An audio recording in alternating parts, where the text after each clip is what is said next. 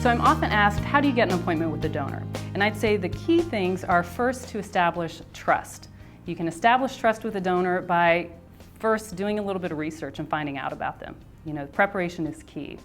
You want to find out who they know, what they're interested in, what organizations they're involved with, where do they volunteer, what events they attend, where do they vacation. You find out whatever you can about the donor, because the key is finding some point of commonality with the donor.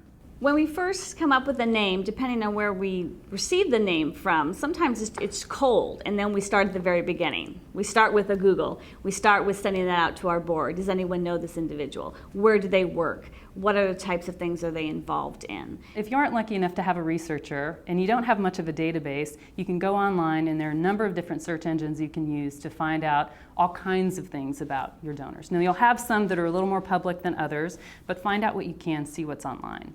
Another way you can get information about a donor is request various annual reports, various newsletters. So if you know that they're interested in the zoo, get a copy of the zoo's newsletter, get a copy of the zoo's annual report. If you know they give to United Way, find out who else gives to United Way. Who's on the United Way board? Is there somebody that you know that perhaps knows them? So you're finding contacts, connections, interview people. If you have another donor or volunteer that you've worked with, that happens to be on the same board with this person you're trying to get information about, give them a call and ask them what they know about this person that they'd be willing to share. If we're sharing information between perhaps myself and the CEO, who did we see out in the community? What kind of conversation did we have with them? Were we able to talk about anything in particular at the Hearing, Speech, and Deafness Center? What were they interested in? And then we talk about next steps.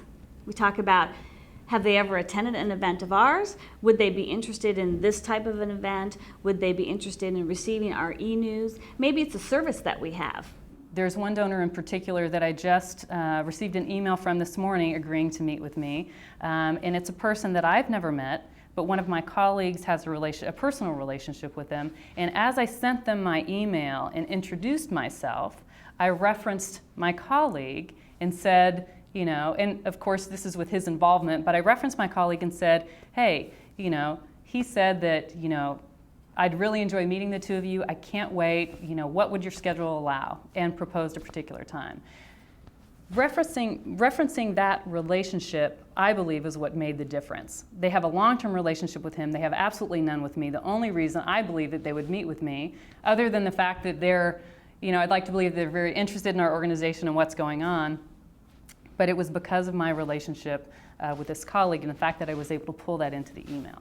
So one of the ways that I try to put donors at ease who may not be as excited about meeting with me, or who may not want to waste my time because they can't give as much this year as they have in the past, whether it's because of the economy, divorce, death, change in their job situation, I reassure them by telling them that it's not just about this year's gift. Is their support important to us? Absolutely. Is their relationship important to us? Even more so.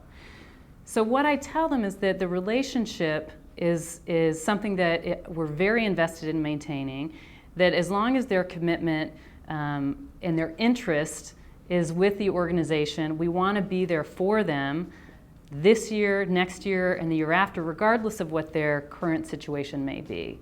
And oftentimes, I feel a sense of relief from the donor when we've had that conversation, and they're much more willing to meet, and they don't feel as guilty, either about wasting my time, which of course I never feel that they're doing. If they're willing to sit down with me, I think, that's the best use of my time as a Major Gifts fundraiser. But if they're willing to sit down with me, we're willing to have that conversation, I think they feel a sense of relief. That nothing is going to change in their relationship with the organization, that we still appreciate their gift and value their gift, and we value them as individuals and their involvement with the organization.